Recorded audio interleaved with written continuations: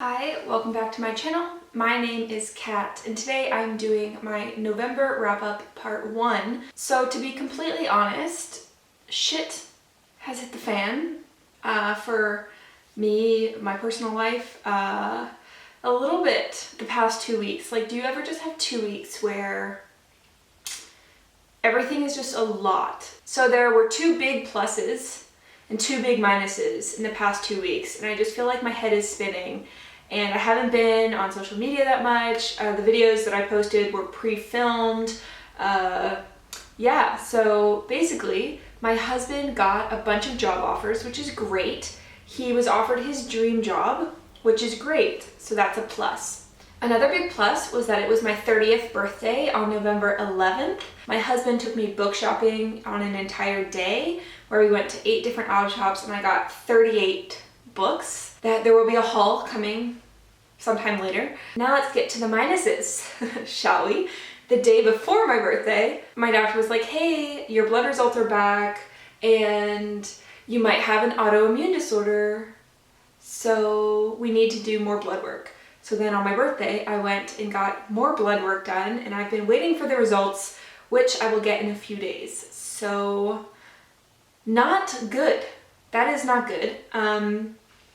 And then the other negative is that my husband's dream job is 2 hours away from where we live. So we will be moving again in January.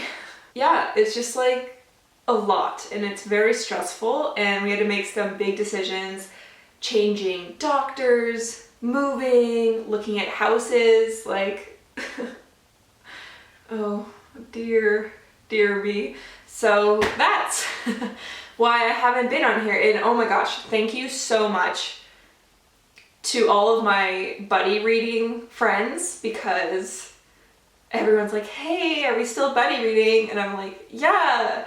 And then I just kept getting hit with like new news, and I've been reading so slowly. So as you know, when I'm really stressed, I read romance. So today, I think I have like 12 or 13 books to talk about, and only 4 of them are novels and the rest are romance. So without further ado, let's just go ahead and get into the books. So the first one I want to talk about is a DNF. This is Firefront, First Nations Poetry Empowered Today, with essays intermingled. So this is a DNF, not because this is horrible by any means, but because my brain cannot absorb this like I would like to. I read the first probably 20%. So there's essays by really popular Aboriginal authors, and then there is poetry that is along the same theme after the essay.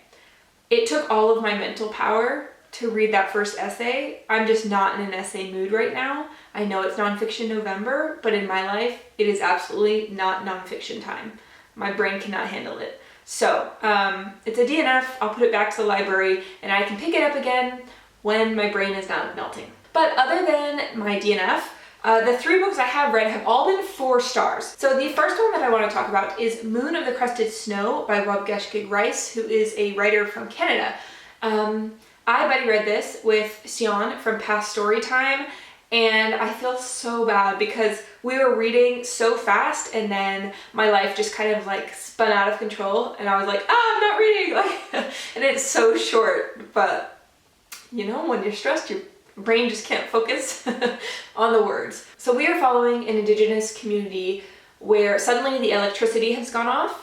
And it's pretty normal that it might go off because they just got connected to the grid like a few years back, but they have a generator and they have food stores, so everything's fine, until 2 of their younger community members who were at a local town nearby, and they come back and they let them know that basically the whole world, the electricity's been turned off and everything has gone sideways, and then people start to show up who are looking for help, looking for resources, and looking for the people to take them in, and things go from there. So one of the things that I really liked about Rice's writing style is that it's very sparse. It's not too overly flowy, but it is very atmospheric and chilling. So this is a very, very believable dystopia where for some reason just things aren't working the way that they were supposed to, and now you just have to deal and what's going to happen. So I really enjoyed this, and I will be reading more from him if he has more. I'm not sure if he does, but I highly recommend this. It was excellent, and yeah, 4 stars. So next up is one from Australia. This is Catching Teller Crow by Ambelin and Ezekiel Kwaymullina, and they are a brother-sister writing duo. So this is YA. I would say the writing style is more middle grade, but the content is definitely young adult. So we are following Beth Teller, who has recently been in a car accident and passed away, but her spirit has not passed over. Instead, she is kind of following her father around, and her father can see her, but he is kind of refusing to deal with his grief. And he happens to be an investigative police officer who is called to this small town to investigate a fire at an orphanage and a body that has been found. And after that, this weaves in a lot of Indigenous history, as well as a lot of talk about grief and letting go. And I will mention that this deals with some very serious triggers. They're not done in a way that is very overtly graphic, if that makes sense. The authors are very careful to kind of let you know what it is without being explicit, and also using a lot of metaphor. So I really enjoyed this. I finished it this morning, and I think it's very powerful, and it would make a great book for school reading or group reading. I think it has a lot to discuss in here. And the last novel I finished that was not romance is Future Home of the Living God by Louise Erdrich, who is an American Indigenous author. This has super low ratings on Goodreads. I think it has like a 3.5. But I really liked this book. I gave it 4 stars. Like, I don't know. Actually, I do know. I do know why people wouldn't like this book. There are a few reasons. This book will not suit people who are very religious, who don't believe in evolution, who don't like to read about suicide or suicidal tendencies, and who don't like to read about anything happening to pregnant women or babies. Those are a lot of things that people cannot like. So I'm not saying that you like it. Obviously, I don't like it, but I can stomach it for a fictional story. So this follows a world where evolution has kind of ground to a halt, and in fact, scientists are thinking that we are devolving and going back in time. So animals are devolving, plants are devolving, and fetuses that are growing in pregnant women are coming out a little different to how babies normally come out. And that's a problem because our main character is 4 months pregnant. And around this time, she has also discovered that her birth mother, who gave her up when she was younger, wants to meet her. And our main character is Indigenous, but her Indigenous family has largely not been a part of her life at all, so she's going to meet them when her adoptive parents are telling her, like, it's really dangerous, like, you shouldn't travel right now. If anyone finds that you're pregnant, it could be a big deal. But she decides to go meet her family anyway, and then basically all hell breaks loose. I loved this, and I thought it was excellent. A few of the reasons why it gets 4 stars, not higher, even though I loved some of the aspects, is because there is a character who most of his musings are done in letters that are talking about why he doesn't want to kill himself. And I think once would have been fine or twice would have been fine, but it's said multiple times throughout the book. And as someone who doesn't really like to read about suicide or suicidal ideation, I found that a bit hard to get through. So that's why it kind of went down. And then also, some of the choices the main character made, I was like, I think someone in this situation probably wouldn't have made that choice. So that's the other half of a star that I took off. And just so you know, this has an absolutely brutalist ending. So just know that. I think that's why a lot of people didn't like this book as well. That's the 5th reason why people didn't like this book. I think if you are the type of person that needs a happy ending, or even a very defined ending, you don't like open endings, you don't like negative endings, you don't like brutal endings, this wouldn't be for you. There are so many reasons why people wouldn't like this book, but I just thought this was brilliant. Some of the aspects, like especially the de-evolution, going backwards, felt a lot like some of the contagion symptoms in Wilder Girls. If you've read that book at all, you'll know what I mean. Kind of like Annihilation, I guess, as well, where things are morphing, things are getting weird, everyday life is suddenly becoming like very, very Jeff Vandermeer-y. And then you throw someone who's pregnant and trying to hide it into the mix, and you also throw in very much like kind of Handmaid's Tale, there's a problem with reproduction. I thought this was brilliant, and I do recommend it if you think that those things wouldn't bother you. Okay, so those are the ones that I have read so far, and they are all from Indigenous people, First Nations, or Aboriginal people, because I am participating in IndigAthon, of course. But the other thing I'm doing is reading books recommended to Scorpios. So right now I'm about a quarter of the way through American Psycho. I'm going very slowly because my poor brain. But I am buddy reading this with Tall, and I will leave her links down below. Thank you, Tall, for being so patient. Yeah, because I'm just kind of a train wreck this week, or the last 2 weeks. But yeah, so that finishes up my regular wrap up, and now into the romance. So if you are going to part ways here, no hard feelings. I will see you in the next video soon.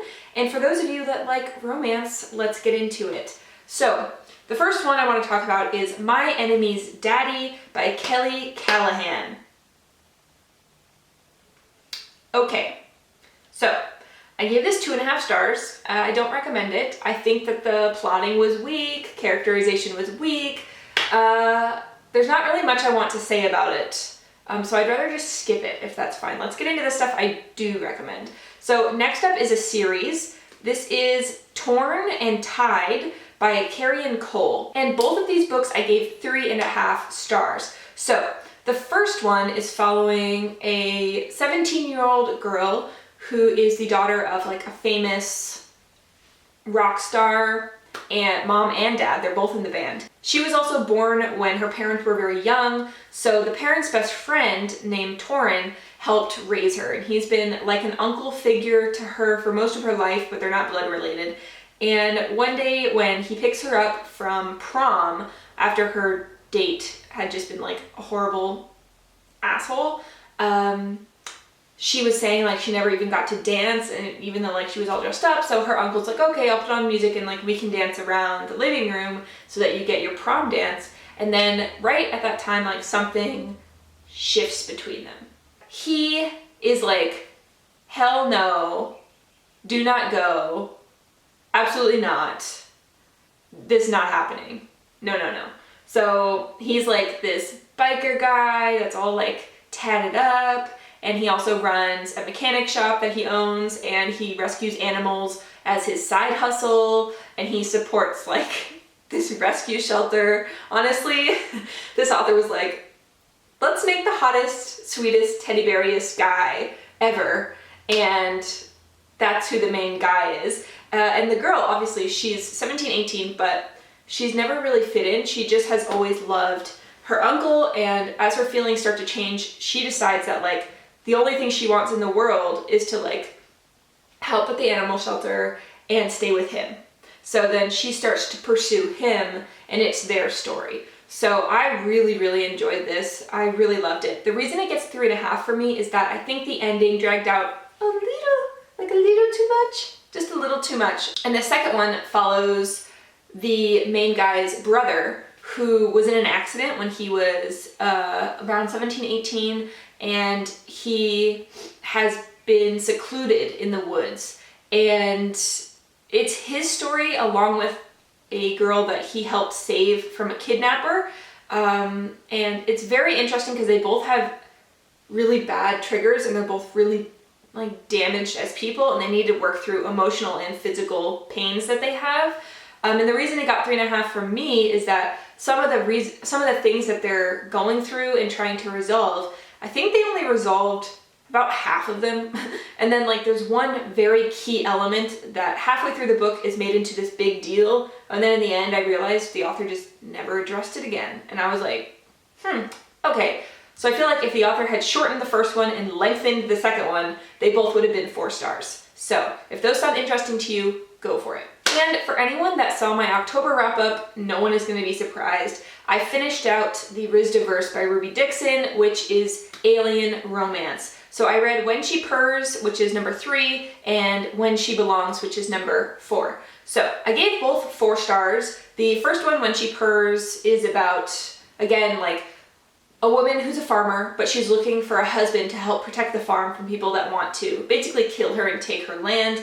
So she has a bounty hunter assassin kidnap a man for her, only her best laid plans do not go how she intends. And the fourth one, which is When She Belongs, deals with a very grumpy, crotchety, kind of outer space junk mechanic. Someone is dumped with him for safekeeping while the pirate crew goes off on an adventure. So the main female is there with him and they just don't get along at all. So it is definitely like hate to friends to love.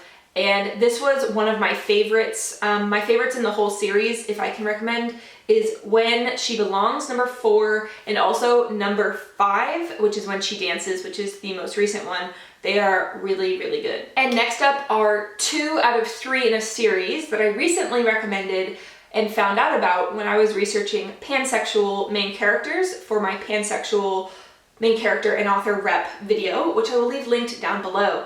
Pan rep is super important to me. I am pan myself, and you just don't see it a lot. Like people just don't on page say pansexual. So it's really important to me. And this trilogy features 3 stories with 3 different pansexual main characters. So I read the first 2 and I have plans to read the third soon. The first one is Syncopation, and this is following the lead singer of the band as well as the drummer. And they have kind of a history together in high school. The singer asked the drummer if he would be in his band, and the drummer was like, no, I'm going to Juilliard. I don't want to join your dumb band.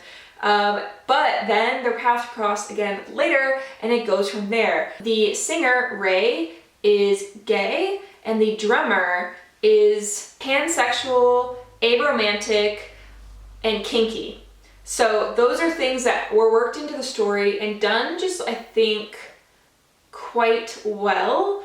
From what I've read in reviews, a lot of Ace Spectrum reviewers said the whole novel was done really well, except they didn't particularly like the final chapter. So that is something to keep in mind. If you are on the Ace Spectrum and you want a better reading experience, like the ideal reading experience of this particular book, then maybe don't read the last chapter at all and just stop there, is what I've seen. But I thought it was very interesting. I've never read a pansexual, aromantic character anywhere before, and I really liked the amount of tattoos and music in this book. And that carries through to the second book, which is Counterpoint. Oh my god, I just love it so much. So the lead guitarist has this stage persona named Domino Grinder, where he dresses up all in black and like ripped everything and leather and studs and just makeup everywhere. And then his actual real life persona as Dominic, it says multiple times, dresses in like suspenders, bow tie, glasses, like very, very different. And as he's at a bar named Poets and Whiskey, I think it's called, he's reading a I think Victorian novel about gay subculture life of a call boy, and someone sits down next to him and is asking him about the book, and then it goes from there. And that's when he meets the computer programmer, who happens to be pansexual and kinky. And yeah, it was really good. It was really good. I highly recommend the 2 that I've read so far. I think they deal really well with different topics, and I can't wait to read the third one especially, which is called Reverb, because it follows a female pansexual, which is more my experience. So I can't wait to get to that. And my favorite romance that I read so far in November, is Under Locke by Mariana Zapata. I do love a good motorcycle book, and I do love a tattoo shop owner or tattoo artist. I just can't help myself. Help me, help you, help me. Please recommend me tattoo or motorcycle books, please. So we are following a main character who has moved in with her brother after she basically runs out of money and she needs help getting back on her feet. And her brother gets her job working as the front receptionist at this tattoo shop that his friend owns. So both her brother and a friend are in a motorcycle club, and that's how they know each other. And oh my god, the bickering, the bantering, the absolute, like, they hate each other in the beginning. So it's the tattoo owner slash tattooer and the receptionist, and just, oh god, the sparks are amazing. I highly recommend this one if you like anything that I just mentioned. I thought it was great and I gave it 4 stars, and it is my favorite read of the month so far. I couldn't stop thinking about it, and I also really love the cover, which is Under Locke, as in like under lock and key, but also under, the main character's name is Locke. Hey. So that finishes up my wrap up for the first half of November. I really appreciate you guys, and I will talk to you later. Bye!